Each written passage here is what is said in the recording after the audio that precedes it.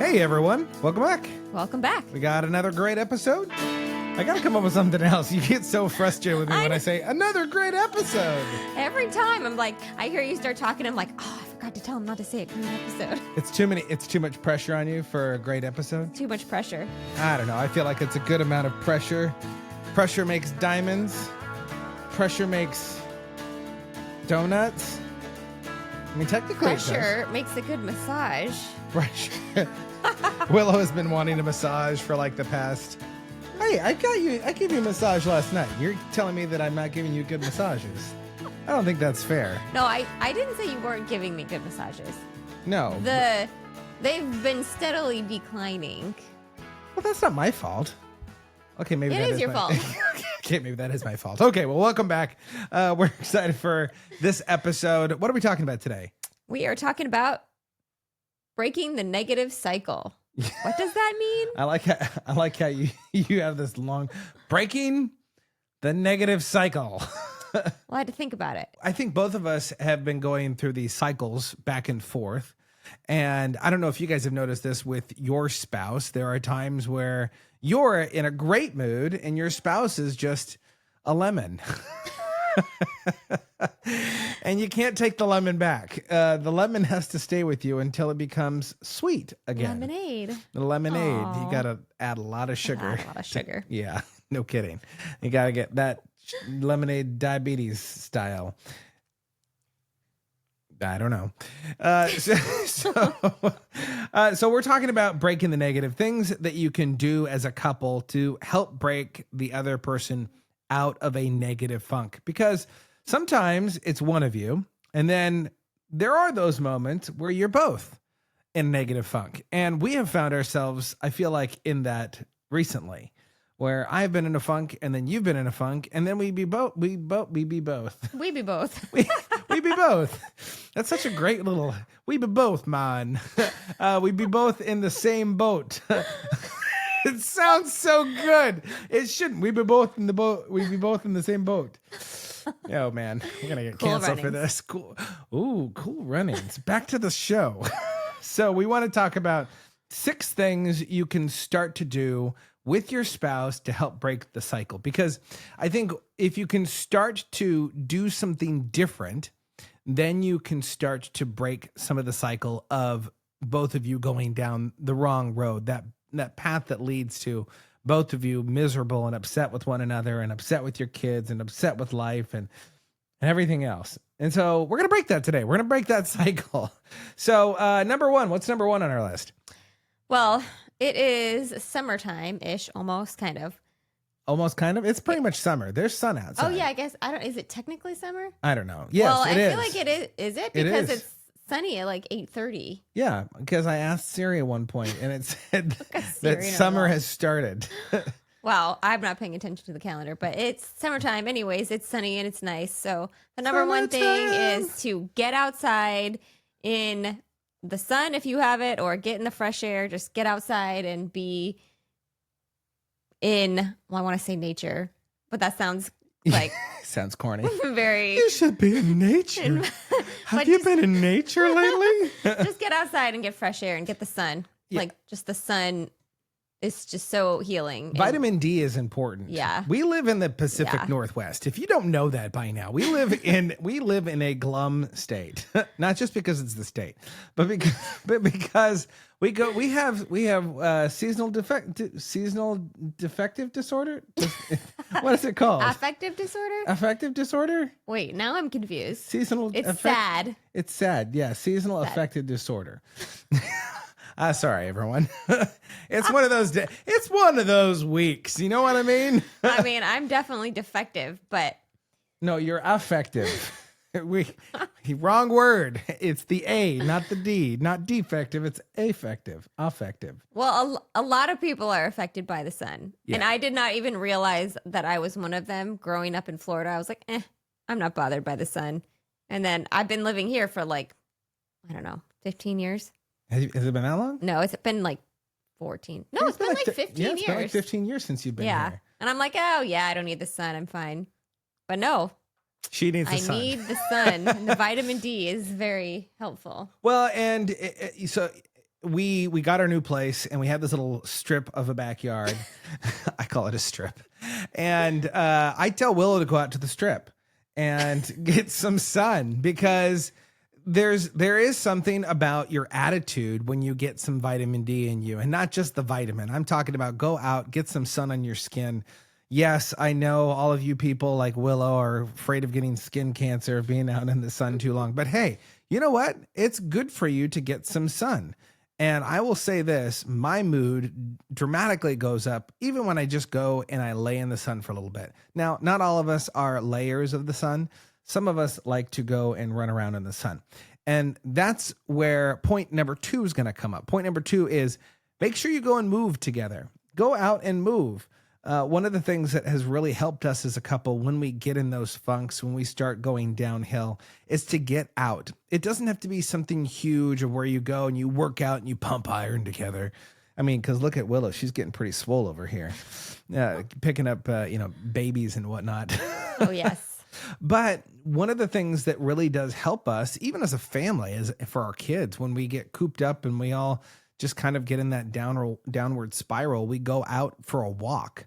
I mean, how beneficial has that been when we go for a walk as a family? Yeah, it's so good. It's good for us. It's good for the kids. And it's encouraging just to have our family together. I kind of envy our neighbors a little bit because they go for walks by themselves.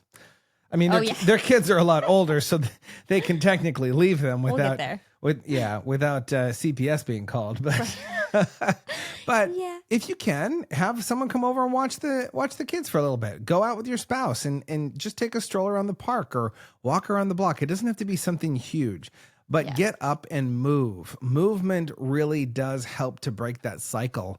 And even by yourself, I was feeling this last week of just getting up and doing some push-ups or moving around, picking some things up and just using your body to move. It really can help break that cycle of frustration and irritation. Just move around. Yep. Yeah. Number 3. What's number 3 on our list here? Number 3 is laugh together. Willow needs to do this more often. Yeah, Her and herself. Laugh by myself or laugh at myself. Well, that is a really good point. So when we say laugh together, that doesn't mean laugh at your spouse. It's easy, especially someone who is maybe more comedically inclined to make fun of other people, to kind of cut the other person down. Don't do that. Don't do that. If you're the guy or the girl that's cutting your spouse down, don't do that. That's not helpful. But there is something about being able to laugh together. And there's a couple things that we can do to laugh together. One of the things that Willow and I like to do is we like to turn on a comedy special. Now, it's taken a long time for Willow to get to this place because we would do a comedy special and she'd be like, I don't know, 5 minutes in, she's like, this is the dumbest thing ever. Or like, she has this weird laugh. Like, it's not weird, but she just doesn't laugh. I just don't laugh. You just don't laugh at things. Like, unless it has some kind of bodily orifice to it or something that is brown, like you just don't laugh at things. I laugh like on the inside. Like like it's really funny and I'm laughing, but sometimes it just doesn't come out. Free it. Let it go. Let it go. Yep. That's what's going on. You got to let those laughs roll. You got to roll with it. Just got to let it out. You got to let the laugh. Let it out. The laugh. Yes. So it's really important to have a good laugh. And there's also other things that you can do too. You can, I was going to almost say pull some pranks on each other. Don't pull pranks either. That's going to end up really badly. If your spouse is in a bad mood and you pop out of the corner, there was that the other day. That was pretty funny. You were down talking with the kids, and then I was standing in the laundry room right at the door. Oh yeah. She walks by. She knew that I thought she saw me pass by, and she walks into the laundry room, and there I am just standing with my arms folded and yeah, it was spooky. That gave me a good laugh. Did that make you laugh? No. It spooked me. After the fact, yes, it was funny. Tickling your spouse. That's another good one too. Tickling? Yeah, tickling. But stopping when they say stop. Willow's one small little tickle and she's like, stop. Don't you know when to stop? I can't breathe. I can't breathe. Anyway, finding ways to laugh with each other. Tell a funny joke. Tell a dad joke. Come on, guys. Pull up your britches and let's do some good corny dad jokes together. I always like those. Do you like those? Yeah, those are good. She just doesn't laugh at them. Yes, I do. Sometimes you do. Anyway, let's keep going. Number 4 here, learning together. Learning together can help you get out of the funk, get you out of that spiral downward. What are some of the learning things that you've liked kind of learning about more recently? Like what do we do to learn together? Well, I like we'll read a book, or we're reading different books and talk about it. I think that's your favorite. That's my favorite. Well, she likes a good book. I like a good book to write things down and like take notes and stuff. But recently we've been watching kind of informational videos, I guess, like just YouTube videos, or I don't know. They're not really informational videos. They're like interviews, but they're informative interviews, podcasts. It's kind of like background on people Yeah. and kind of their stories. And I'm kind of a story guy, so I like to listen to different stories of different people, of how they got to where they are. And there's kind of like the pinnacle points of their story of, Yeah. you know, how they made it big, and then their lowest points of how they didn't think they were going to break through, and those kind of things. And I really like those. But just sitting down sometimes and listening to something that can be informative can be really good. You know, Andrew Huberman is a guy that I like to listen to. I don't listen to a lot of his stuff, but you know, every once in a while he posts something that's really fascinating to me. And she's huge on science. If I can find anything with the gut biome, by the way, I said it right, not the butt biome, but the gut biome. See, you can even laugh at yourself. You can. There's so many great stories that you could say about you messing words up. Like when we first got married, actually, this reminds me. Do you remember the audios I used to take of you Oh yes, when we do. were getting ready to go to sleep? I do. And I would turn on the recording, and because she would be so tired that she would just start talking in her sleep. So I have these Willowisms. I still have them. Yes, that's what they were called. That's right. Oh man, Willowisms. You hated those. They were great. they were pretty funny. Sleep talking. Yeah, sleep talking. We Real. don't bring those out very often. But learning together can be really good, Yeah. especially when you're both learning something on like a similar wavelength of where you both learning and growing. A good, topic on communication, reading the same book can be really helpful. But if not, sometimes, in the mornings, you and I will just read our scriptures together. Yep. Different scripture, but then we'll talk about it. Exactly. And so having that conversation about a particular topic can really help. I will say, don't pick a polarizing topic where you guys are going to both fight over. Don't do that. That's not really a good thing. Ladies, don't show your husband the newest Crunchy Mom video. Unless they're into that. No, they're probably not. I'm going to get hate mail now from all the crunchy men. Is that a thing? Crunchy men? I don't know. Maybe it's a crunchy family. Ooh, sounds horrible. I don't know. Crunchy family, they just don't shower. Is that a thing? I don't know if that's a thing. It's probably not. We got to keep moving. Yeah. Well, learning together just in any way you can. Yeah. So this fifth one is something that Willow really likes to do. What's this? You might look at her and go, well, I don't think she does, but she does. She can put it down. Let me just say, that's number 5. You need to eat together. Not just eat together. You should eat something special together. Eat a dessert together. Eat something you can enjoy together. Yeah, something you can get fat together with. After all of your movement. Exactly. Your exercise and movement, and then have a treat. I like it. Well, like today, I made ice cream for the very first time. Nathan made ice cream. It was interesting. I thought it was delicious. Well, I mean, okay, if you've had ice cream. If you've ever had ice cream, man, and if you haven't, you are missing out. Ice cream is something else. If you know what is all in those. If you know the ingredients that are in ice cream, I'm going to translate for all of you that don't speak Willow. If you've ever eaten ice cream and you've wondered what's inside of it, how much red dye is in the cherries. Anyways. When do we ever get ice cream with cherries in it? We had ice cream with cherries in it the last time. The maraschino cherries. The maraschino cherries. So good. Yeah. Oh, I could eat a whole jar of those things. But anyways, Nathan made ice cream today and it was amazing. amazing. It was fantastic, except for all of the extra cocoa powder that didn't. Even with all the extra cocoa powder, it was good. It didn't dissolve. But there is something about this that when you guys are both just having a hard day, just go get something to share with one another. I mean, I think it was a couple days ago where I got a bunch of dip from Costco. I don't even remember what it was called. It was the corn thing. It was. It just doesn't That sound doesn't right. sound like a good dip. It doesn't sound like a corn dip. It's like a corn dog, but it's for a dip. It was Southwestern. It was like a Southwestern corn dip. Yeah. Yeah, I think It's that's like what. Anyway, if you in the comment section, let us know what the Costco corn dip thing is. But I broke that out, and we just got some tortilla chips. They're organic. They're still healthy, kind of. Not probably. They're made of corn, so probably not. But we got to enjoy a snack together, and it was a delicious snack. Yeah. We ate like over half of the barrel. It's okay. I mean, you can be healthy and, do all the things, but it's okay to have those things sometimes. Yeah. Now, if you're doing it all the time, you better start going back to number 2 here. You got to move together. You got to get some move on, because otherwise you're not going to get up from that couch. And then that's definitely a spiral down.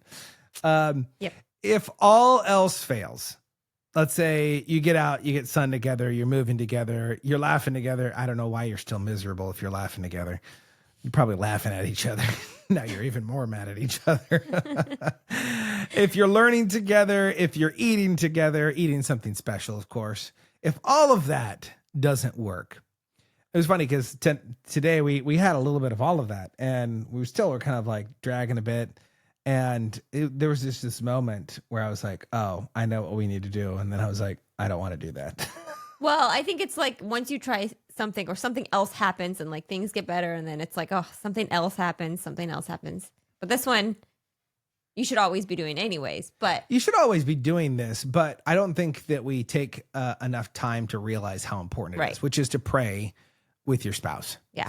And we've talked about this before a number of times on the podcast, but it really is important to pray with your spouse, because if you are in a funk, the best thing that you can do is pray with your spouse, because you don't want to. And when you don't want to do something, that's usually when you should actually do something.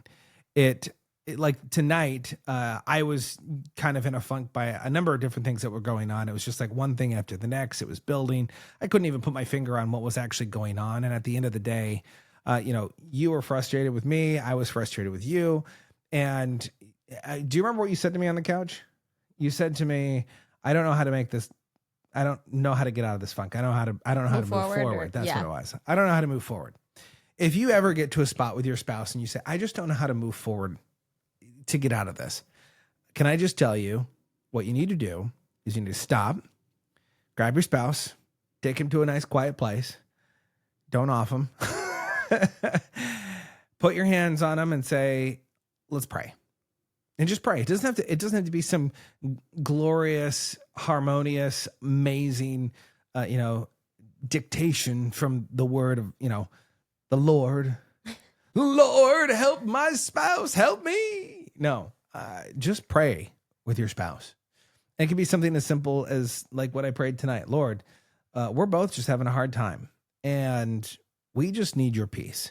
Would you create peace in us and around us in our house?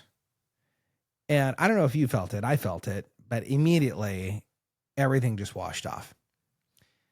And if you are in a place right now where you are in this negative cycle, you can do all of these things that will help.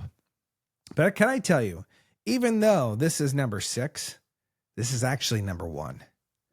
Because number 1, if you pray together, if you pray over one another and you say, hey, not hey, what can I pray for you for? Because we've done that. We do. Yeah. Yeah. We ask, how can I pray for you? How can I pray for you?